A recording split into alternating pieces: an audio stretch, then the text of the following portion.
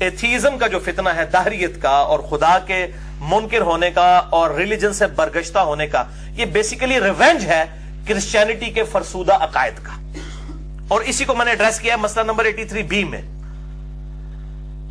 Who created God اور جدید شیطانی وسوسوں کا تحقیقی جائزہ۔ ہماری ویب سائٹ اہل سنت پاک.com پہ مسئلہ نمبر 83B ہے، جو دور حاضر میں جو لیڈنگ ایتھیسٹ ہے پروفیسر رچرڈ ڈاکنس، جن کو میں ویسے پہلے غصے میں ڈونکی کی وجہ سے کہتا تھا، لیکن میں آج وہ لفظ نہیں استعمال کرتا، پروفیسر رچرڈ ڈاکنس جو آکسفورڈ یونیورسٹی کے پروفیسر ہیں، انہوں نے کتاب لکھی ہے دا گاڈ ڈیلوژن، یعنی یہ گاڈ کا نظریہ جو ہے یہ آباء و اجداد سے بس سنا کے چل رہا ہے، اس کی کوئی حقیقت نہیں ہے۔ اس کے رد پہ میں نے تقریباً 2 گھنٹے کی ویڈیو ریکارڈ کروائی تھی مسئلہ نمبر 83B اہل سنت پاک.com پہ، بلکہ آپ یوٹیوب پہ جا کے سپیلنگ اگر صحیح لکھ دیں تو میرا ہر لیکچر کھل جاتا ہے، یوٹیوب خود کھولے گی۔ 83B کس طرح لکھنا ہوگا؟ 83-B- مسئلہ، MAS اور کاما اپاسٹرافی والا ALAH، بلکہ 83 مسئلہ بھی لکھ دیں تب بھی یہ کھل جائے گا۔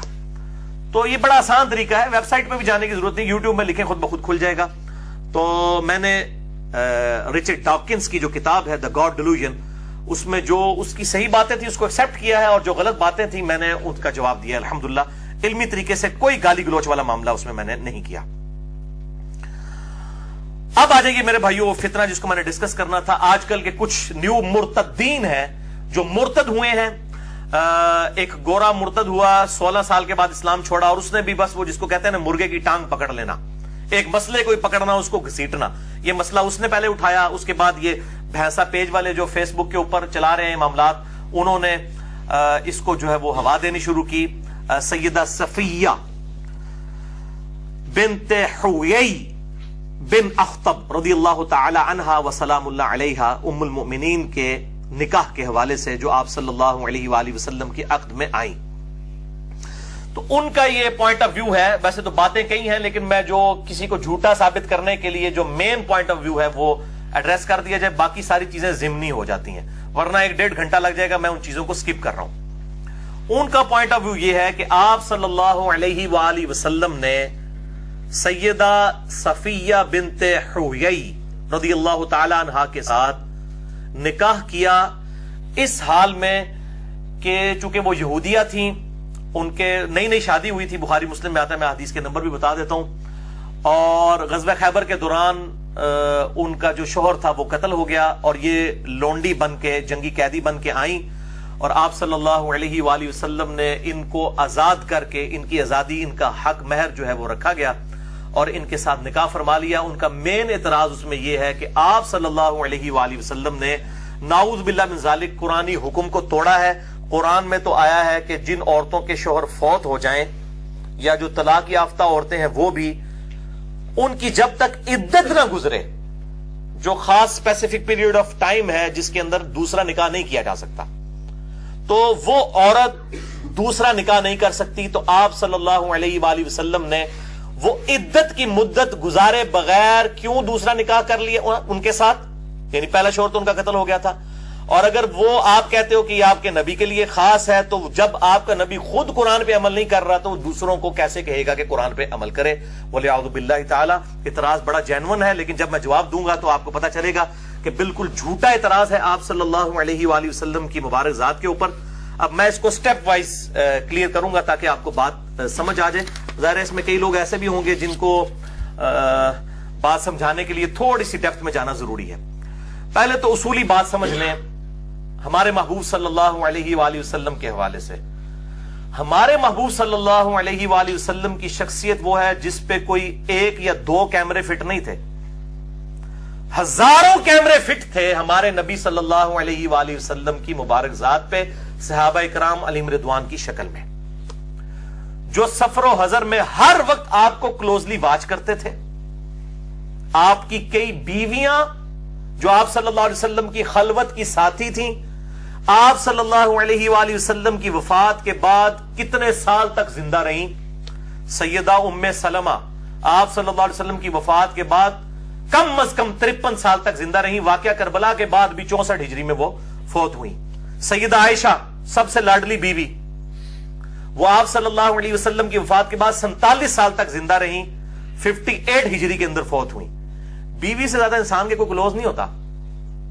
ان ساری بیویوں میں سے کوئی ایک بیوی تو ایسی ہوتی جو بتاتی کہ نعوذ باللہ من ذالک، یہ جو کچھ انہوں نے کیا یہ نعوذ باللہ سب کچھ ڈھکوسلا تھا اور یہ خلوت میں اس طرح کا انسان تھا، نعوذ باللہ۔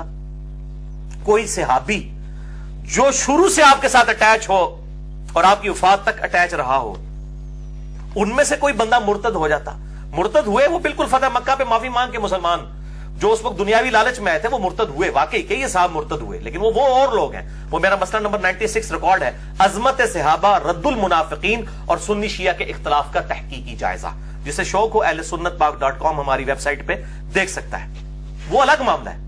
لیکن جو شروع سے ساتھی رہے، ایک بندہ بھی بتائیں جو مرتد ہوا ہو، اور ورنہ تو بڑا اچھا موقع تھا جبکہ سب کے سب لوگ مرتد ہو رہے تھے، ہزاروں لوگ، اور آپ صلی اللہ علیہ وسلم نے جو اپنے مبارک دور کے اندر عرب میں غلبہ حاصل کر لیا تھا، اتنے لوگ ہزاروں کی تعداد میں مرتد ہو گئے، حتیٰ کہ سیدنا عمر کے بھی پاؤں لڑکھڑا گئے۔ حضرت ابوبکر صدیق نے کہا ہمارے نبی کا وعدہ ہے ہمارے ساتھ، اللہ تعالیٰ ہمیں رومن امپائر بھی دے گا، پرشین امپائر بھی دے گا، میں اکیلا مجھے لڑنا پڑا میں سارے محاذوں پہ جا کے لڑوں گا۔ اتنا کانفیڈنس صحابہ کے اندر موجود تھا۔ یعنی وہ شخص جب دنیا سے گیا ہے، عرب کے اکثر قبائل جو ہیں وہ مرتد ہو گئے، سوائے چند ہزار جو صحابہ تھے ان کے، اور وہ نبی جاتے ہوئے کہہ گیا کہ ان قریب جو ہے رومن امپائر بھی گر جائے گی، پرشین امپائر بھی، 2/3 ورلڈ پہ جن کی حکومتیں تھیں، اتنی بڑی پریڈکشن کر گیا اور خود چلا گیا دنیا سے۔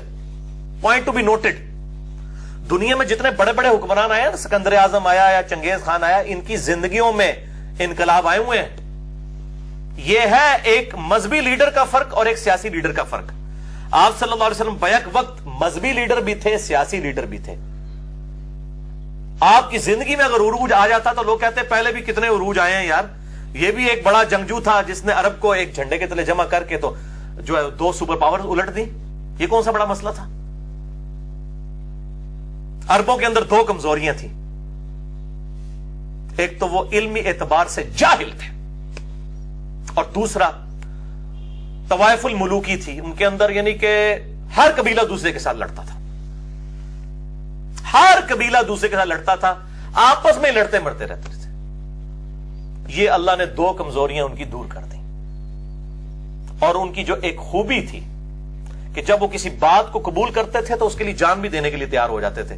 ابو جہل نے دیکھا، جان دی ہے غزوہ بدر میں، کوئی بھی مشرکین عرب میں سے منافق نہیں تھا، یہ منافق سارے یہودی تھے مدینے میں جا کے، اس نے اپنی غلط کاز کے لیے بھی جان دے دی۔ یہ اتنے جیدار لوگ تھے عربی، قریش مکہ، یہ ان کے اندر خوبی تھی۔ کمزوری تھی، جاہل تھے اور علم نہیں تھا ان کے پاس، اور دوسرا آپس میں لڑتے رہتے تھے۔ ان کو کسی ایک لیڈر کی ضرورت تھی جو ان سب کو اکٹھا کر دے، اور ایک ایسے علم کی ضرورت تھی کہ یہ علمی طور پہ ان کا کوئی مقابلہ نہ کر سکے۔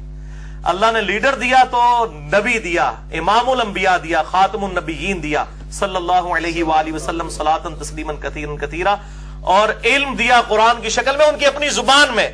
اور بھائیو، جس نے سورۃ المائدہ، سورۃ النساء پڑھ لی ہوئی ہے، کوئی جیوز اور کرسچنز، اور سورۃ البقرہ پڑھ لیے، کوئی جیوز اور کرسچن کا کوئی عالم بھی اس کے سامنے کھڑا ہو سکتا ہے علمی دلائل میں۔ ان امیین کو، ان کو ان پڑھ امی کہا جاتا تھا، ان پڑھ لوگ، ان کو اللہ تعالیٰ نے کس طریقے سے اٹھایا کہ دنیا حیران ہو گئی۔ علم مل گیا قرآن کی شکل میں ان کی اپنی زبان میں، جنہوں میں پنجابی کہوں نا کھنگڑ نہیں کرتے ہیں سن کسی نے، علمی طور پہ بھی، اور ایک لیڈر دے دیا جس کے نیچے سب جمع ہوئے، اسلحہ کچھ بھی نہیں تھا۔ انہوں نے رومن اور پرشین امپائر کے اسلحے ان سے چھین کے تینوں براعظموں میں اسلام کو صرف 8 سالوں کے اندر، آپ صلی اللہ علیہ وسلم کی وفات کے بعد 8 سالوں کے اندر 3 براعظموں میں مسلمانوں کی حکومت سیدنا عمر فاروق رضی اللہ تعالیٰ عنہ علیہ السلام کے دور مبارک میں پہنچ چکی تھی۔ یہ غیر معمولی انقلاب دنیا نے دیکھا، اور وہ انقلاب آج تک ہے۔ دنیا کے انقلاب وقت کے ساتھ ختم ہو گئے، کمیونزم کا انقلاب بھی اپنی موت مر گیا۔ یہ انقلاب ایسا ہے دنیا کے ہر کونے میں آج بھی 5 وقت اذان ہوتی ہے اور لوگ مسجد میں نماز کے لیے آتے ہیں۔ گلی گلی انقلاب یہ نظر آ رہا ہے، اور قیامت تک انشاءاللہ یہ انقلاب چلے گا انشاءاللہ تعالی۔ ہزاروں کیمرے جس شخص کے اوپر فٹ تھے، کسی نے کوئی بات رپورٹ نہیں کی ہے، یہ ہمارے نبی کا کریکٹر تھا الحمدللہ۔ ان کی وفات کے بعد اسی پیشن کے ساتھ صحابہ کرام نے اس دعوت کو عام کیا، یہ اس سے بڑی دلیل تھی۔ آپ صلی اللہ علیہ وسلم کی حقانیت کی کہ آپ کی پروفیسیز آپ کی وفات کے بعد پوری ہوئی. ایک تو ہے آپ کی زندگی میں، وہ تو آپ کی لیڈرشپ بھی ہو سکتی تھی، لیکن آپ کی وفات کے بعد آپ کی پریڈکشنز، پروفیسیز، آپ کی مستقبل کی خبریں من و عن اسی طریقے سے پوری ہونا، یہ اس چیز کا ثبوت ہے کہ آپ اللہ کے پیغمبر ہیں صلی اللہ علیہ وآلہ وسلم. بھائیو، اسلام میں عدت کا مسئلہ پہلے سمجھ لیں. میں یہ جو اعتراض کیا ہے سیدہ صفیہ کے نکاح کے حوالے سے، تو یہ امت میں سنی شیعہ سب کا اتفاق ہے، اجماعی مسئلہ ہے. 2 پوائنٹس آپ سمجھ لیجئے. نمبر 1، مطلقہ کی جو عدت ہے وہ کتنی ہے، یعنی طلاق یافتہ جو خاتون ہے اس کی عدت کتنی ہے. میں وہ آیات نہیں پڑھوں گا ورنہ ٹائم زیادہ لگ جائے گا، آپ خود پڑھ لیجئے گا. سورۃ البقرہ آیت نمبر 228 میں اللہ تعالیٰ نے جو طلاق یافتہ عورت ہے اس کی عدت بتائی ہے کہ جس عورت کو طلاق ہو خاوند کی طرف سے، اس کی عدت کہتے ہیں جس ٹائم پیریڈ کے لیے وہ نیا نکاح کرنے سے رک جائے گی، وہ شمار کرے گی اس کو. عدہ، عدد کا لفظ اردو میں بھی استعمال ہوتا ہے، یعنی پیریڈ آف ٹائم. وہ عدت ہے 3 طہر یا 3 حیض، یعنی 3 دفعہ حیض آ کے عورت پاک ہو. سورۃ البقرہ آیت نمبر 228 میں مطلقہ عورت کی عدت آئی ہے. اور دوسری چیز وہ ہے بیوہ کی عدت. وہ سورۃ البقرہ کی آیت نمبر 234 میں آئی ہے کہ بیوہ عورت جس کا خاوند مر جائے اس کی جو عدت ہے وہ 4 مہینے اور 10 دن ہے. یہ عدت بھی ہے اور اس کا سوگ بھی ہے. 4 مہینے 10 دن. لیکن ان دونوں کیسز میں، چاہے مطلقہ ہو، طلاق یافتہ خاتون ہو، چاہے بیوہ ہو، اس کی عدت فوراً ہی ختم ہو جائے گی اگر وہ عورت حاملہ ہے اور وضع حمل اس کا ہو جائے، یعنی بچہ پیدا ہو جائے، چاہے جس دن اس کا خاوند مرا ہے یا جس دن اس کے خاوند نے اسے طلاق دی اسی دن اگر اس کے ہاں اولاد ہو جائے. تو یہ ایکسیپشن اللہ تعالیٰ نے قرآن حکیم میں دے دی ہے سورہ الطلاق آیت نمبر 4 میں. اعوذ باللہ من الشیطان الرجیم، بسم اللہ الرحمن الرحیم. وَأُولَاتُ الْأَحْمَالِ أَجَلُهُنَّ أَن يَضَعْنَ حَمْلَهُنَّ، اور حاملہ عورتوں کی عدت یہ ہے کہ وہ اپنا حمل جو ہے اس کا وضع کر لیں، یعنی حمل ظاہر ہو جائے، ان کی اولاد پیدا ہو جائے. یہ حاملہ عورتوں کی عدت ہے. قرآن حکیم سورہ الطلاق آیت نمبر 4 میں. چاہے وہ مطلقہ تھی چاہے بیوہ تھی، دونوں صورتوں میں یہ معاملہ ہوگا. ویسے تو اب بیوہ ہے 4 مہینے 10 دن ہے، لیکن اگر وہ پریگنٹ تھی تو 8 مہینے بعد کہیں یا 9 مہینے بعد اولاد اس کے ہوتی ہے تو وہ 9 مہینے انتظار کرے گی. اور دوسری طرف اگر اسی دن وہ ڈیلیوری ہو جاتی ہے تو اس کی اللہ تعالیٰ نے ایکسیپشن دیا، اب وہ سوگ بھی نہیں کرے گی، سوگ بھی ختم. اور اسی کانٹیکسٹ میں ایک حدیث بھی ہے، صحیح بخاری اور صحیح مسلم کی متفقون علیہ حدیث ہے. صحیح بخاری میں 5330 اور صحیح مسلم میں 3723 اور مشکات میں بھی الحمدللہ موجود ہے 3328. انسائکلوپیڈیا آف حدیث مشکات کے اندر. سیدہ سبیہ رضی اللہ تعالی عنہ صحابیہ تھی، ان کے خاوند ایک صحابی تھے، وہ فوت ہو گئے. تو چند دن کے بعد ان کے ہاں بچہ پیدا ہوا، چند دن کے بعد. اور اس حدیث کے راوی سیدنا مسور بن مخرمہ اور ام سلمہ ہے رضی اللہ تعالی عنہما. تو وہ آپ صلی اللہ علیہ وسلم کے پاس آئیں کہ یا رسول اللہ صلی اللہ علیہ وسلم میں نے بچہ جنا ہے، اور ان کو قرآن کی آیت پتا تھی سورہ الطلاق کی آیت نمبر 4 کہ جو عدت ہے وہ حمل والی کی یہ ہے کہ حمل ظاہر ہو جائے. یہ لفظ ہے حمل، میم کے اوپر جزم ہے، یہ مولویوں کے لیے بتا رہا ہوں. حمل اس کا ظاہر ہو جائے تو اس کی جو عدت ہے وہ ساتھ ہی ختم ہو جائے گی. اب قرآن حکیم میں یہ کلیریفیکیشن نہیں تھی کہ یہ مطلقہ کی بات ہو رہی ہے یا بیوہ کی. اب وہ تو تھی بیوہ کی تو اس سے بھی زیادہ ہے نا، 4 مہینے 10 دن ہے. مطلقہ کی تو 3 طور ہے، 3 مہینے تقریباً. تو اب یہ بیوہ عورت تھی تو 4 مہینے 10 دن، اور اس کا تو خاوند بھی مرا ہوا تھا، اس کو تو سوگ بھی کرنا چاہیے تھا. تو نبی صلی اللہ علیہ وسلم نے قرآن حکیم کی اسی آیت کے تحت اس کو حکم عام فرمایا اور فرمایا کہ تمہیں اجازت ہے تم نکاح کر لو، اور اس نے نکاح کر لیا. یعنی چاہے مطلقہ ہو چاہے بیوہ ہو، اگر وضع حمل ہو جائے، چاہے اسی دن ہو یا 1 دن بعد ہو، نہ وہ 4 مہینے 10 دن کی عدت کرے گی اور نہ ہی وہ 3 طہر والی عدت کرے گی اگر وہ مطلقہ ہے، اور اگر بیوہ ہے تو 4 مہینے 10 دن والی عدت اس کی، سوگ بھی ساتھ، یہ ایکسیپشن ہے جو ختم ہو جائے گا۔ اب آ جائیں کافروں کی طرف سے جو لونڈیاں ہیں، ان کے ساتھ اگر کوئی نکاح کرے، جو کہ سیدہ صفیہ بنت حویی بن اخطب کا کیس ہے، ان کا کیا معاملہ ہوگا؟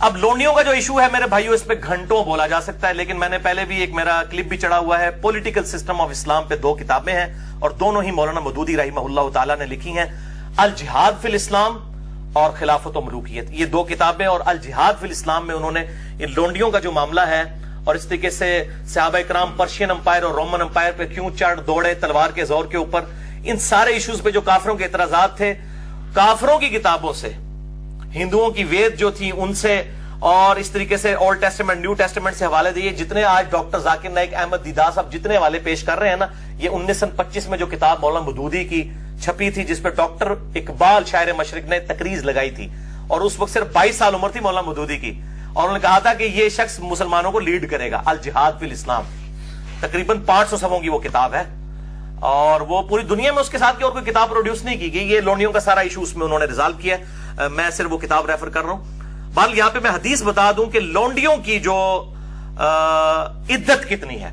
اگر کوئی لونڈی مسلمانوں کے قبضے میں آئی، یعنی لونڈی وہ ہوگی جو مسلمانوں سے میدان جنگ میں لڑنے کے لیے مرد آئے ہیں اور ان کی عورتیں بھی ساتھ آئی ہوئی ہیں، تو ظاہر ہے وہ مسلمانوں سے لڑنے کے لیے آئی ہوئی ہیں نا، تو ایسوں کے جب مرد شکست کھا جائیں گے یا مر جائیں گے، دونوں کیسز میں ان کی عورتوں کو مسلمان لونڈیاں بنائیں گے۔ اب یہ سسٹم تقریباً وہ ایبسلیٹ ہو چکا ہے، اب یہ الگ معاملہ ہے، بہرحال اس وقت یہ تھا معاملہ، تو وہ لونڈیاں بنائی جائیں گی۔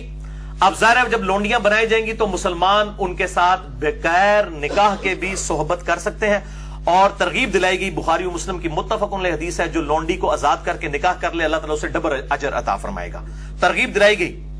اور آپ صلی اللہ علیہ وسلم نے خود ایک مثال بھی سیٹ کر دی سیدہ صفیہ کے کیس میں، ورنہ لونڈیوں کو لوگ اس طریقے سے اتنا سٹیٹس نہیں دیا کرتے تھے۔ تو لونڈیوں کی عدت کتنی ہوگی، اس حوالے سے صحیح حدیث ہے مسند احمد میں، سنن ابی داؤد میں، سنن دارمی میں، اور اس کی پوری صحیح سند جو ہے وہ سنن ابی داؤد الطیالسی میں موجود ہے، اور مشکات میں الحمدللہ یہ انسائکلوپیڈیا آف حدیث، اس میں انٹرنیشنل نمبر کے مطابق 3338 نمبر حدیث ہے مشکات کے اندر، انہی 4 بکس کے حوالے سے، کہ جو حاملہ جو لونڈیاں ہیں ان کا وضع حمل آپ صلی اللہ علیہ وسلم نے فرمایا اس کا انتظار کیا جائے گا، اس کے بعد نکاح ہو سکتا ہے۔ لیکن یہ جو حاملہ چاہے لونڈی ہو چاہے کوئی اور عورت ہو، جب وضع حمل ہوگا نکاح تو ہو سکتا ہے، لیکن اس کے ساتھ ازدواجی تعلق اس وقت قائم ہوگا جب وہ نفاس کا پیریڈ گزار لے گی 40 دن، یہ ذرا ذہن میں رکھیے گا، نکاح ہو جائے گا لیکن صحبت نہیں ہو سکتی۔ اور یہ جو الفاظ ہیں کہ لونڈیاں جو حاملہ ہیں ان کے وضع حمل جو ہے وہ اس کا انتظار کیا جائے ان سے صحبت کے لیے، صحیح مسلم میں بھی یہ الفاظ موجود ہیں، مسلم میں 3562 اور مشکات میں 3337۔ آپ صلی اللہ علیہ وسلم نے فرمایا کہ میں چاہتا ہوں ایسے لوگوں پر لعنت کروں، اور ایسی لعنت کروں کہ ان کی قبر تک جائے، کہ جو لوگ حاملہ عورتوں کے ساتھ، لونڈیوں کے ساتھ، عورتوں کے نہیں لونڈیوں کے ساتھ جو ہے وہ صحبت کرتے ہیں، اور جو عورت اپنی بیوی حاملہ ہے اس کے ساتھ تو صحبت ہو سکتی ہے، یہ لونڈیوں کی بات ہو رہی ہے جب تک ان کا وضع حمل نہ ہو جائے۔ یہ الفاظ تو مسلم میں بھی ہیں، باقی جو میں نے حوالہ دیا مشکات 3338 اور مسند احمد، سنن ابی داؤد اور سنن دارمی اور سنن ابی داؤد الطیالسی کے حوالے سے، اس میں اگلے الفاظ ہیں کہ اگر لونڈی حاملہ نہ ہو تو 1 حیض تک انتظار کیا جائے گا، 1 دفعہ اسے حیض مینسز اور پیریڈز آ جائیں، جو 7 دن کا پیریڈ ہوتا ہے مہینے میں 1 دفعہ عورتوں کے ساتھ، یہ اللہ نے نیچرل معاملہ رکھا ہے، 1 حیض اس کو آ جائے تو پھر حاملہ کے علاوہ جو عورت ہے اس کو ذرا حیض آئے گا تو وہ حاملہ نہیں ہوگی، تو جو غیر حاملہ عورت ہے اس کو 1 حیض آ جائے اور وہ لونڈی ہے تو اس کے ساتھ نکاح کیا جا سکتا ہے۔ یعنی اگر وہ لونڈی قبضے میں اس حال میں آئی کہ وہ حیض کی حالت میں تھی تو معاملہ کلیئر ہے، پھر جیسے ہی وہ 6 یا 7 دن کے بعد حیض اس کا ختم ہو جائے، پیریڈز ختم ہو جائے، تو 7 دن کے بعد بھی نکاح ہو سکتا ہے۔ اور اگر وہ نہیں تھی تو اس کے طہر کی حالت میں تھی تو اس کے بعد حیض آیا تو زیادہ 1 مہینے ہی ہوگا، اس سے زیادہ تو نہیں ہوگا، تو حیض کے بعد اس کے ساتھ نکاح کیا جا سکتا ہے۔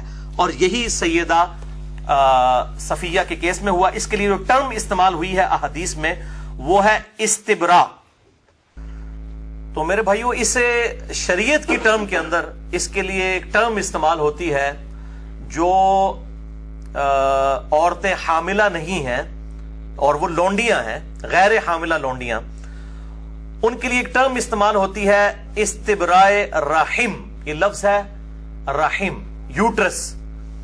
استبراء یعنی برات، خالی ہونا، یعنی اس چیز کو انشور کرنا کہ ایسی عورت کا جو رحم ہے یعنی اس کی یوٹرس جو ہے وہ خالی ہے، یعنی اس میں بچے والا معاملہ نہیں ہے، وہ پریگننٹ نہیں ہے. لونڈی کے لیے اس کو انشور کیا جائے گا، اور وہ انشور کرنے کا طریقہ میں نے اس حدیث کے تحت بتا دیا کہ جو غیر حاملہ لونڈی ہے اس کے لیے ایک حیض کا انتظار کیا جائے گا. یعنی جب وہ اسپیسیفک پیریڈ آف ٹائم گزر جائے گا، وہ 7 دن کے لیے حیض آتا ہے، اس کے بعد جب وہ طہر میں آ جائے گی طہارت کی حالت میں، تو پھر اس کے ساتھ نکاح ہو سکتا ہے. یہ مطلقہ والا ایشو بھی نہیں ہے اور نہ بیوہ والا ایشو ہے.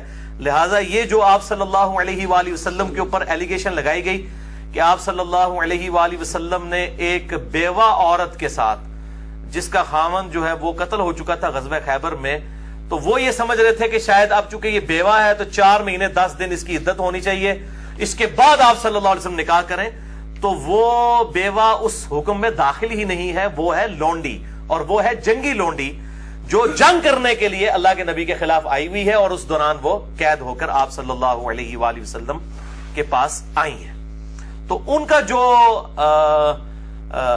پاک ہونے کا پیریڈ ہے وہ ایک حیض ہے جسے استبراء رحم کہا جاتا ہے، یعنی انشور کرنا کہ یوٹرس ان کی جو ہے وہ خالی ہے. تو یہ میرے بھائیوں سیدہ جو صفیہ بنت حویی بن اخطب رضی اللہ تعالی عنہ وعلیہ السلام، ان کی نئی نئی شادی ہوئی تھی غزوہ خیبر کے موقع پر ہی، ابھی نئی نئی دلہن بنی تھی، اور ان کا خاوند ظاہر ہے کہ وہ مسلمانوں سے لڑنے کے لیے آیا، وہ قتل ہو گیا، اور اس کے بعد یہ جنگی قیدی لونڈی بنا کر لائیں گئیں. اسی دوران سیدنا دحیہ کلبی رضی اللہ تعالیٰ عنہ، جن کی شکل میں حضرت جبرائیل علیہ السلام بھی آیا کرتے تھے جب انسانی شکل میں آتے تھے. یہ پوری ڈیٹیل میں آپ کو حدیث کا ریفرنس بھی پہلے بتا دیتا ہوں تاکہ آپ کو بات سمجھنے میں آسانی ہو. یہ حدیث صحیح بخاری میں کم از کم اس کے 2 طرق موجود ہیں، 2 سے زیادہ ہیں، لیکن جو ڈیٹیل والے ہیں وہ 2 ہیں. انٹرنیشنل نمبر کے مطابق 371 اور 4211، اور صحیح مسلم میں 3 اس کے طرق ہیں. انٹرنیشنل نمبر کے مطابق 3497، 3500 اور 3501. یہ بخاری اور مسلم کی متفقن علیہ حدیث ہے، اور اس کے اندر یہ پوری ڈیٹیل موجود ہے سیدہ صفیہ بنت حویی بن اخطب رضی اللہ تعالی عنہا کے حوالے سے. تو سیدنا دحیہ کلبی رضی اللہ تعالیٰ عنہ نے نبی صلی اللہ علیہ وسلم سے خواہش کی کہ یا رسول اللہ مجھے بھی ایک جنگی لونڈی دیں. آپ نے فرمایا جنگی لونڈیوں میں سے جو ہے پسند کر کے لے لو. تو انہوں نے ایک لونڈی پسند کی، اور وہ یہی تھی سیدہ صفیہ. تو کسی دوسرے صحابی نے آ کر عرض کیا اللہ کے محبوب صلی اللہ علیہ وآلہ وسلم، یہ سارے طریق اکٹھے ہیں، ان سب کو جمع کریں. بالکل اس کو غلط رنگ دینے کی کوشش کرتے ہیں جو آپ صلی اللہ علیہ وسلم کی شان پہ کیچڑ اچھالنا چاہتے ہیں.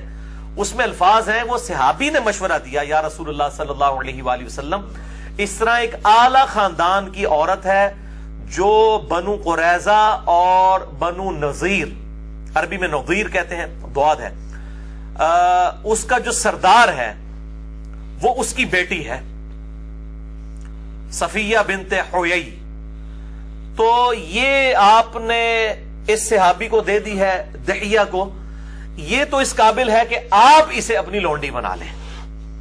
یعنی ظاہر عرب قبائل کے اندر ایک بڑی وہ خاندان کا اونچا ہونا، اس کی بڑی ایک اہمیت تھی، اور اسلام نے بھی اس کو انڈورس کیا. اس کی بنیاد پہ نفرت نہ کی جائے، لیکن کہا گیا کہ اپنے کفر میں شادی کرو، جو صحیح بخاری میں حدیث ہے. اب یہ تو نہیں ہے کہ ایک ایئر کنڈیشن کمرے میں رہنے والی لڑکی کی ایک جھونپڑی والے لڑکے کے ساتھ شادی کی جائے، ایسا نہیں ہو سکتا، پاسبل نہیں. ہم پلہ ہونا چاہیے، مطلب جائز تو ہے، لیکن ہم پلہ والا معاملہ اسلام جو ہے وہ نیچر کے اوپر ہے، نیچر اس کی اجازت نہیں دیتی ہے. اگر کوئی کر لے گا تو جواز ہے، اگر نہیں کرتا تو کوئی مسئلہ نہیں ہے، لیکن بہتر یہ ہے کہ کفر میں ہم پلہ لوگوں میں شادی کی جائے. تو آپ صلی اللہ علیہ وسلم نے ان کی عزت افزائی بھی فرمائی. ظاہر سردار کی وہ بیٹی تھی، سیدنا ہارون علیہ السلام کی نسل میں سے تھی، وہ یہودیہ تھیں، بعد میں خیر انہوں نے اسلام قبول کر لیا. آج تو ہماری ماں ہے ام المومنین سیدہ صفیہ بنت حیی رضی اللہ تعالی عنہا و سلام اللہ علیہا. بہرحال آپ صلی اللہ علیہ وآلہ وسلم نے جو ہے ان کا مشورہ قبول کیا اور کہا کہ اس کو لے کر آؤ اس لونڈی کو. آپ صلی اللہ علیہ وسلم نے ان کی طرف دیکھا اور آپ صلی اللہ علیہ وسلم نے ان کو پسند فرمایا. اور پھر آپ صلی اللہ علیہ وسلم نے وہ جو دوسرے صحابی تھے جن سے وہ لونڈی لی تھی جو پسند کر چکے تھے, اب ان کی ظاہر دل جوئی کرنی تھی, تو آپ صلی اللہ علیہ وسلم نے فرمایا کہ ٹھیک ہے تم اس کے بدلے میں کوئی اور لونڈی لے لو. بہرحال وہ 7 لونڈیاں اس کے بدلے میں وہ لے کر وہ راضی ہوئے. تو وہ 7 لونڈیاں خیر انہوں نے لی اور آپ صلی اللہ علیہ وسلم نے ان کو لیا, سیدہ صفیہ کو اور سیدہ ام سلیم رضی اللہ تعالی عنہا جو سیدنا انس ابن مالک کی ماں تھی ان کے حوالے کیا کہ اس کے پاس تم وقت گزارو. اور انہوں نے ہی پھر ان کا بناؤ سنگھار کیا اور پھر کچھ عرصے کے بعد مدینہ شریف آنے سے پہلے ہی جو ہے وہ ان کا پاکی والا پیریڈ سٹارٹ ہوا اور آپ صلی اللہ علیہ وسلم نے ان کے ساتھ نکاح فرمایا اور پھر ان کے ساتھ صحبت بھی فرمائی. اگلے دن پھر آپ صلی اللہ علیہ وسلم نے ان کا ولیمہ بھی کیا. ان احادیث میں بخاری اور مسلم میں ڈیٹیل سے موجود ہے. اہل سنت پاک .com ہماری ویب سائٹ سے آپ ڈاؤن لوڈ کر کے پڑھ سکتے ہیں. صحیح بخاری انٹرنیشنل نمبر 371 اور 4211 اور صحیح مسلم میں 3 طریق ہیں, 3 طرق 3497 3500 اور 3501.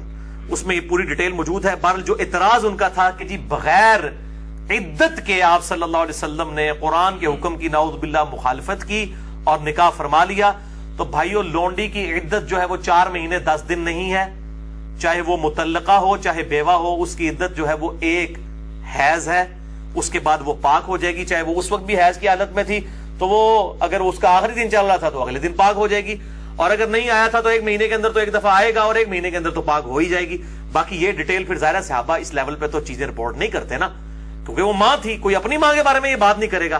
تو احادیث میں نٹی گٹی اس طرح ڈیٹیل سے نہیں ہوتی ہیں, ظاہر وہ ماں بن چکی تھی نا, تو وہ ماں کے بارے میں جب احادیث روایت کی جائیں گی یہ خاص کنٹرول الفاظ کے ساتھ ہی کیے جائیں گے. لیکن الحمدللہ یہ جو آپ صلی اللہ علیہ وسلم کی عصمت پہ یہ بھینسا پیج کے اوپر حملے کیے جا رہے ہیں اس حدیث کے حوالے سے, ان کا منہ بند کرنے کے لیے ہمارے پاس صحیح بخاری صحیح مسلم دونوں میں الفاظ موجود ہیں جو میں آن کیمرہ انشاءاللہ اس HD ریکارڈنگ کے اندر دکھا دیتا ہوں. انٹرنیشنل نمبرنگ کے مطابق صحیح مسلم میں سب سے پہلے تو میں دکھاتا ہوں کیونکہ انہوں نے مسلم کی حدیث کو جو ہے وہ زیادہ اٹھایا اور اس میں بھی وہ طریق پیش کیا ہے 3501 جس میں الفاظ نہیں ہے, اس سے ایک طریق پہلے میں یہ الفاظ موجود ہیں 3500 صحیح مسلم انٹرنیشنل نمبرنگ کے مطابق. یہ صحیح مسلم ان کو دکھائیے, یہ مکتبہ اسلامیہ کی چھپی ہوئی ہے, دارالاسلام کی بھی ہے انٹرنیشنل نمبرنگ کے مطابق, اور اسلام 360 جو اینڈرائڈ ایپ ہے وہ بھائی اس دفعہ اسلام آباد آئے ہوئے تھے, فون پہ انہوں نے کہا کہ میں آپ کے لیکچرز بھی دیکھتا ہوں, میرے دوست بھی بڑا لائک کرتے ہیں, تو میں آپ سے آ کے ملوں گا اس حوالے سے گائیڈ لائنز لینے کے اعتبار سے. تو میں نے بھی ان کو کہا اگلی دفعہ ہر مہینے وہ ایک دفعہ کراچی سے اسلام آباد آتے ہیں, میں نے کہا اگلی دفعہ آئیں تو میرے مہمان ہوں انشاءاللہ, میں اس حوالے سے ان کو مشورہ بھی دوں گا.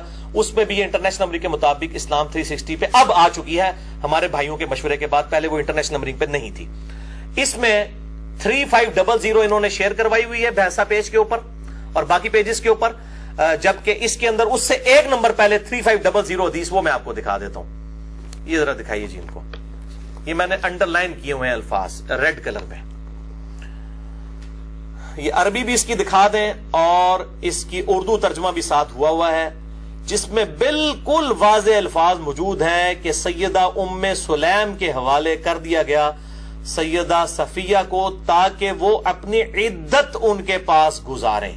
یہ الفاظ موجود ہیں راوی حدیث کے, عدت کے الفاظ موجود ہیں. اب میں یہ آپ کو پڑھ کے بھی بتا دیتا ہوں. وَتَعْتَدُّ فِي بَيْتِهَا وَهِيَ صَفِيَّةُ بِنْتُ حُيَيْ, اور ام سلیم کے گھر میں ان کو رکھا گیا تاکہ وہ عدت پوری کریں, اور یہ لونڈی تھیں صفیہ بنت حیی رضی اللہ تعالی عنہا و سلام اللہ علیہا. یہ مسلم شریف کے الفاظ ہیں اور یہ ایسے ظالم ہیں بےمان لوگ ہیں, انہوں نے اس سے اگلا والا طریق شیئر کرایا ہوا ہے جس میں الفاظ نہیں تھے اور کہتے ہیں دیکھیں جی پورا واقعہ ہے, عدت کے تو الفاظ ہی کوئی نہیں, بغیر عدت کی شادی کر لی. یعنی دھوکہ دیتے ہیں نا, مطلب پک اینڈ چوز کرتے ہیں, قطع برید کرتے ہیں, آؤٹ آف کانٹیکسٹ چیزوں کو پیش کرتے ہیں. اور بخاری میں تو اس سے بھی آگے الفاظ ہیں, وہ بھی میں آپ کو فزیکلی دکھا دیتا ہوں. یہ میرے بھائیوں صحیح بخاری انٹرنیشنل نمبرنگ والی, جو پوری دنیا میں اب سٹینڈرائز ہو چکی ہے نمبرنگ. صحیح بخاری جو 8 جلدوں میں ہماری ویب سائٹ پہ بھی ahlsunnatwalk.com پہ موجود ہے. یہ اس کی میرے پاس ہے اس وقت 5ویں جلد. اس کے اندر وہ حدیث موجود ہے. میں انٹرنیشنل نمبر بتا رہا ہوں, آپ کو خود بخود پی ڈی ایف سے مل جائے گا. صحیح بخاری میں جو ہے غزوہ خیبر والا ہی چیپٹر, آپ دیکھیں نا خیبر کے موقع پہ ہوا, کتنی بےمانی ہے کہ یہ ادھر ادھر سے طریق اٹھا کے پیش کر رہے ہیں. خیبر کے اندر جو طریق موجود ہے کتاب المغازی چیپٹر میں, غزوہ خیبر کے باب کے اندر, وہ دکھانے کے لیے تیار ہی نہیں ہے. یہ صحیح بخاری میں انٹرنیشنل نمبر کے مطابق 4211 نمبر حدیث ہے. اس میں نے وہ والا پورشن انڈر لائن کیا ہوا ہے, یہ والا. صرف اسی پیج کو ٹارگٹ کیجئے, عربی بھی اور اس کی اردو ترجمہ بھی صحیح بخاری کے اندر 4211 انٹرنیشنل نمبرنگ کے مطابق صحیح بخاری میں یہ حدیث موجود ہے. اب یہ الفاظ بھی میں اس کے ورڈ بائی ورڈ اس کو پڑھ کے بتا دیتا ہوں آپ کو. الفاظ کیا ہیں؟ واضح طور پہ الفاظ ہیں حلت. حلت کے الفاظ ہیں کہ حلال ہو گئیں, جب پاک ہو گئیں سیدہ جو تھی صفیہ, اس وقت پھر آپ صلی اللہ علیہ وآلہ وسلم نے ان کے ساتھ نکاح فرمایا اور پھر ان کے ساتھ خلوت بھی فرمائی, جو ازدواجی تعلق قائم کیا. تو اس میں لفظ حلت کے الفاظ موجود ہیں. اس میں جو الفاظ موجود ہیں تعتدو کے الفاظ موجود ہیں, تعتدو کے الفاظ موجود ہیں, عدت پوری کی. اور اس میں الفاظ موجود ہیں کہ وہ حلال ہوئی, پاک ہوئی, جب اس کے بعد آپ صلی اللہ علیہ وسلم نے ان کے ساتھ تعلق قائم فرمایا. تو یہ بالکل دھوکہ دیتے ہیں جو کہتے ہیں جی وہ بغیر جو ہے وہ عدت پورے کی ہوئے, عدت پوری ہوئی ہے. اور باقی ڈیٹیل جسے شوق ہو تو میں نے حدیث کا نمبر بتا دیا. اور باقی جو ادھر ادھر کے اعتراضات کیے جاتے ہیں میرے بھائیوں, تو ان کے اوپر اگر ہم جواب دینا شروع کریں, اصل بات یہ ہے اف گاڈ ایگزسٹ, اگر خدا ایگزسٹ کرتا ہے پھر باقی سارے سوال بے معنی ہو جائیں گے. خدا کے وجود کے اوپر بات کریں, پھر باقی ساری چیزیں اس کے حکم سے اور اس کی مقرر کردہ شریعت ہے. اور میں پھر آخر میں پھر چیلنج کر رہا ہوں ان ایتھیسٹ لوگوں کو کہ آپ ایک آئیڈیل ماڈل پیش کریں کہ یہ آئیڈیل ماڈل ہونا چاہیے انسانیت کا, اس طرح خدا کو بنانا چاہیے تھا, ایسا ہونا چاہیے تھا. میں اس میں ہزاروں کیڑے نکال کے بتاؤں گا. وہ تو کچھ بھی کیا جا سکتا ہے. تو کسی بات پہ تو رکنا ہوگا. اور دنیا جو ہے امتحان کی جگہ ہے. انشاءاللہ جب مریں گے تو سارے معاملات سامنے آ جائیں گے. اور میں ان کو دعوت اصلاح دوں گا کہ اپنی آخرت نہ برباد کریں. اور اس کے اگینسٹ مسلمانوں سے کہوں گا کہ جو اس طرح کی باتیں کرتے ہیں ان کو ہمارے کلپس شیئر کروائیں, علمی طریقے سے بات کریں, گالی گلوچ نہ کریں, اور بس جتنی بات سمجھانے والی اتنی سمجھائیں. اس کے بعد گھول کے کسی کو پلانا نہیں ہے. ہمارا کام صرف حق کو واضح کرنا ہے. اور علم کے میدان میں جذبات کی کوئی حیثیت نہیں ہوتی. آپ علمی دلائل سامنے رکھیں, اس کے بعد جذبات کو چھوڑ دیں. جس نے حق بات قبول کرنی ہوگی انشاءاللہ ضرور کرے گا. اللہ تعالیٰ سے دعا ہے جو حق بات میں نے کہی اللہ تعالیٰ ہمارے دلوں میں راسخ فرمائے. اگر جس بات میں میرے منہ سے کوئی غلط بات نکل گئی تو اللہ تعالیٰ ہمارے دلوں سے معاف کر دے. ہمیں کتاب و سنت کی تعلیمات پر عمل کر کے دوسرے بھائیوں تک پہنچانے کی توفیق عطا فرمائے. سبحانک اللہم و بحمدک, اشہد ان لا الہ الا انت, استغفرک و اتوب الیک, وما علینا الا البلاغ المبین. جزاکم اللہ خیرا. چھڈ مالک تے ڈورا,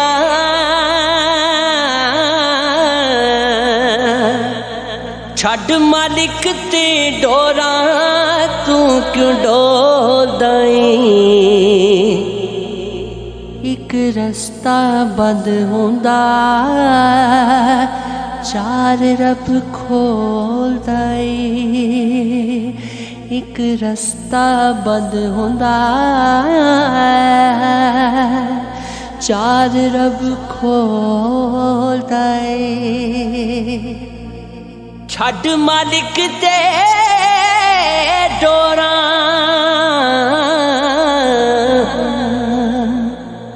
او دے وی سکدا اے, او کھو وی سکدا اے. تیرا چنگا ماڑا لو,